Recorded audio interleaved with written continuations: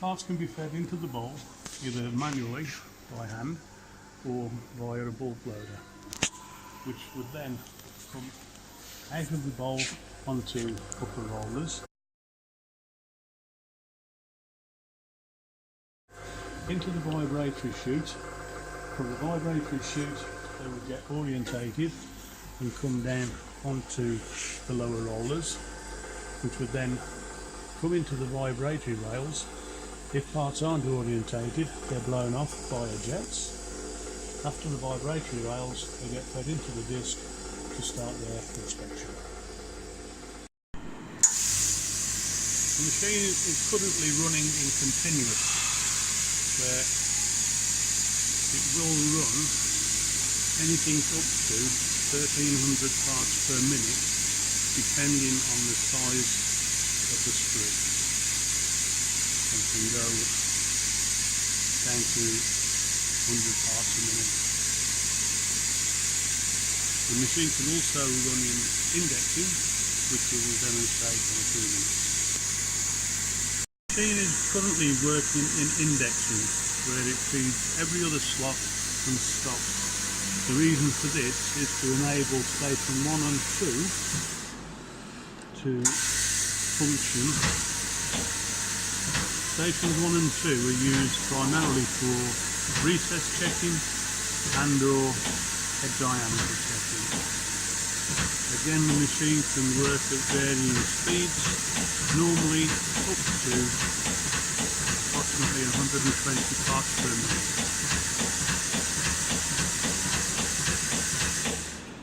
Shows us the number of parts, the total number of parts, the total number of good parts, rejects, the batch, which can be set to any figure depending on how many you want to put into a box or a bag, the total number of batches that have been completed, and the number of parts that are currently going into that batch.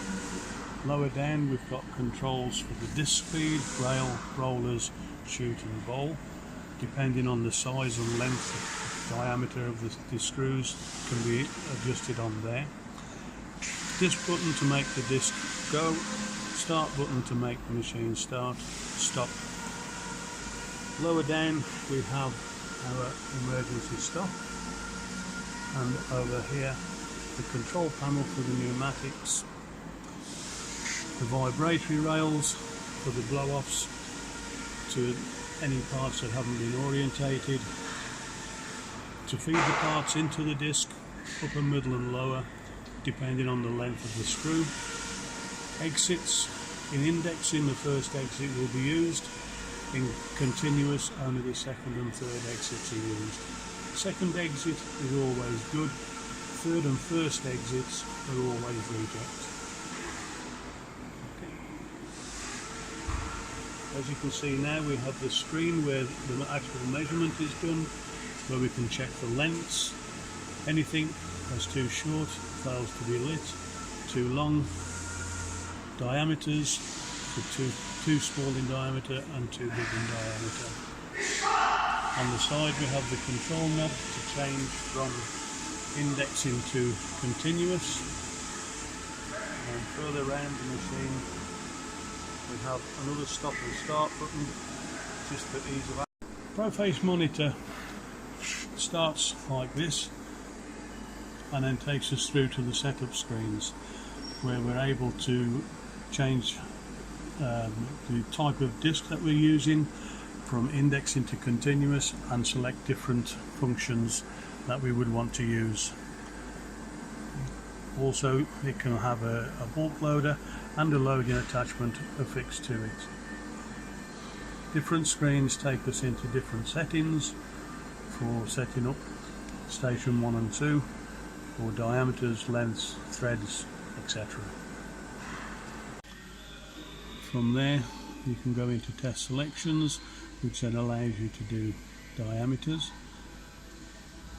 You can select diameter 1 and diameter 2 and use either large and small, just small, any combination.